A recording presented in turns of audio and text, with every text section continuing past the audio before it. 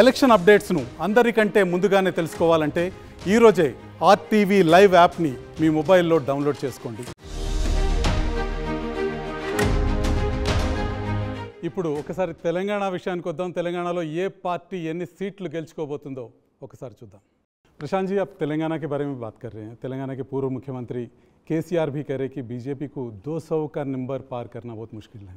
नहीं, देखिए, फिर मैं वही बात कहूँगा, मैं किसी पार्टी का ना प्रवक्ता हूँ, ना मुझे किसी नेता के बयान के पक्ष में या विपक्ष में कुछ कहने की ज़रूरत है. मैं अपना आकलन बता रहा हूँ. आपको अच्छा लगे तो आप एक्सेप्ट कीजिए, ना अच्छा लगे तो 4 जून का इंतजार कर लीजिए. आज तो मैं आपको ये बता रहा हूँ कि नॉर्थ और वेस्ट में सारी टीका टिप्पणी, सारे बहस विवाद के बाद भी मैं भाजपा की सीटें मीनिंगफुली कम होते हुए नहीं देख रहा हूं. और साउथ और ईस्ट के राज्यों में भाजपा का वोट शेयर और सीट दोनों बढ़ता हुआ देख रहा हूं. नेट अगर आप दोनों बातों को जोड़ देंगे तो ये आपको दिखेगा कि जो उनकी सीटें अभी 300 के आसपास हैं, उसमें कोई बहुत बड़ा चेंज ना पॉजिटिव साइड में ना नेगेटिव साइड में नहीं देखता हूं. 400 भी नहीं होने वाले हैं, लेकिन इसका मतलब ये भी नहीं कि वो 200 होने वाले हैं. अगर वो होना है तो नॉर्थ और वेस्ट में उनको 100 सीट हारना है. तो जो लोग भी इस तरह की टीका टिप्पणी कर रहे हैं उनको ये बताना चाहिए कि भाई ये 100 सीट कहाँ से हार रहे हैं, वो तो बताओ. आप आज तेलंगाना में बैठे हैं. तेलंगाना में 17 सीटों में चुनाव होने वाली हैं. आप क्या सोचते हैं? तेलंगाना में देखिए, मेरे पास कोई ऐसा विशेष क्रिस्टल बॉल नहीं है, बट मैं यहाँ बराबर की लड़ाई देखता हूँ बीजेपी और कांग्रेस के बीच में. दोनों ही पार्टियों को आधा आधा सीट, किसी को 2 कम या 2 ज़्यादा हो सकता है, लेकिन मैं 6 to 9 का रेंज रखूंगा. ऐसे मैं नंबर ज़्यादा देता नहीं हूं, लेकिन तेलंगाना में आप भाजपा और कांग्रेस दोनों को 6 से 9 के बीच में रख सकते हैं. भारत राष्ट्र समिति बीआरएस की भविष्य के बारे में आपका क्या कहना है?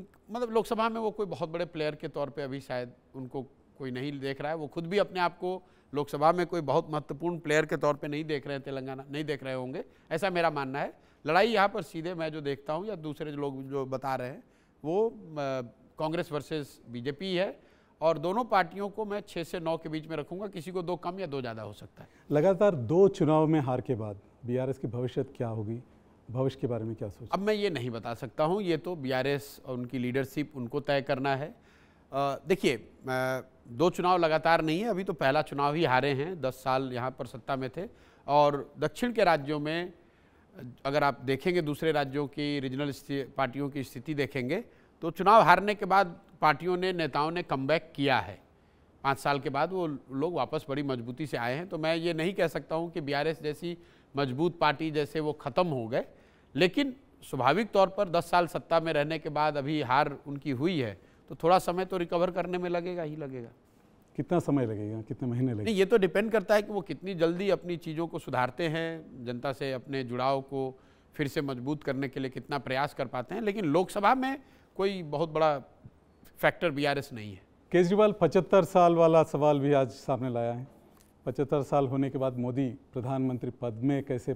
देखिए, ऐसा है, लोग जब भाषण देते हैं चुनाव के मौसम में तो हर दल, हर नेता अपने हिसाब से बात करता है. अभी आप और हम देख रहे हैं, मोदी जी बता रहे हैं, भाजपा के नेता बता रहे हैं कि अगर इंडिया अलायंस कांग्रेस वाले आ जाएं तो सबका धन वापस लेकर उसका रीडिस्ट्रीब्यूशन होगा. कांग्रेस वाले, इंडिया अलायंस वाले बता रहे हैं कि अगर भाजपा वाले आ गए तो संविधान बदल दिया जाएगा. सबको मालूम है दोनों झूठ बोल रहे हैं. उनको भी मालूम है कि दोनों झूठ बोल रहे हैं. ऐसा कुछ ना कांग्रेस के आने से धन का रीडिस्ट्रीब्यूशन होना है, ना भाजपा के आने से संविधान बदलना है. लेकिन ये तो चुनाव का मौसम है. आप, हर लोकतंत्र है, हर आदमी को अपना कहने की स्वतंत्रता है.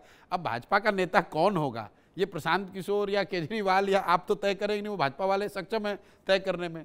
लेकिन इश्यू के बारे में आपका क्या कहना क्या? है? 75 साल become an issue after election. देखिए, रामायण में एक दोहा है, समर्थ को नहीं दोष गोसाई. तो जो सामर्थ है, जो रूल 75 का बनाया मोदी जी ने है, तो उनकी इच्छा होगी कि हम पर ना लागू हो तो उन पर ना लागू होगी. रूल बनाया तो उन्होंने ही है. आज अमित शाह बनाना तोड़ना उनके हाथ में. मतलब अमित शाह ने ठीक कहा कि भाई भाजपा के संविधान में तो ये लिखा नहीं है कि 75 के बाद आप पद पे नहीं रह सकते हैं. ये एक तरीके से ऑपरेशनल रूल मोदी जी के आने के बाद 2014 से लोगों ने देखा है. अब समाज के तौर पर आप ये अपेक्षा रख सकते हैं कि भाई जो रूल आपने दूसरे पर लागू किया वो खुद पर भी लागू करेंगे. लेकिन अगर वो न करें तो आप, हम या कोई दूसरा नेता या ये कोई कोई वैधानिक उनकी विवद मतलब परेशानी उनके लिए नहीं है, उनके मन की बात है। प्रशांत जी, केजरीवाल का जेल से बाहर निकलना इंडिया कंबाइन के लिए कुछ फायदा लाएगी क्या? नहीं, ऑब्वियसली देखिए, आप किसी भी पार्टी का जो नेता है वो जेल में है, अगर वो बाहर आए हैं तो उस पार्टी के कार्यकर्ताओं का, समर्थकों का मनोबल तो जरूर बढ़ेगा। लेकिन कितना फायदा होगा, वोटिंग शेयर में फायदा होगा नहीं, कितना फायदा होगा, कितनी चुनाव पर उसका क्या असर पड़ेगा। आम आदमी पार्टी कोई पैन इंडिया चुनाव तो लड़ नहीं रहे हैं वो लोग। पंजाब में 14 सीटें हैं और 7 सीटें दिल्ली में, और 1 सीट शायद वो गुजरात में लड़ रहे हैं। हरियाणा नहीं, हरियाणा में कोई सीट तो नहीं लड़ रहे हैं वो लोग, नहीं लड़ रहे हैं। लेकिन नहीं, मुझे जो लगता है तो जो सीट जो लड़ रहे हैं 8 और 14, तो 8 और 14 22 सीट हुआ। तो जो भी फायदा, नफा, नुकसान चेंज होना है वो तो 22 पर ही होगा। और इन 22 में भी जो 14 सीटें हैं वो पंजाब में है। आपका जहां बीजेपी कांग्रेस को कोई फायदा नहीं होगा। नहीं, मैं आपको दूसरी बात कह रहा हूं कि आम आदमी पार्टी, अगर मान लो अरविंद केजरीवाल आए बाहर और उसका फायदा हुआ पंजाब में उनको, तो नुकसान कांग्रेस को होगा। ऐसा तो है नहीं, क्योंकि पंजाब में तो अलायंस है नहीं। दिल्ली में ज्वाइंट फायदा हो सकता है, तो बीजेपी को नुकसान दिल्ली में हो सकता है ना। पंजाब में तो लड़ाई आम आदमी पार्टी और कांग्रेस। केजरीवाल आज कह रहे हैं कि सारा देश घूमूंगा मैं, नहीं वो ठीक है, दूसरे पार्टी के लिए भी काम करूंगा। वो ठीक है, वो उनकी सोच है, वो कर सकते हो।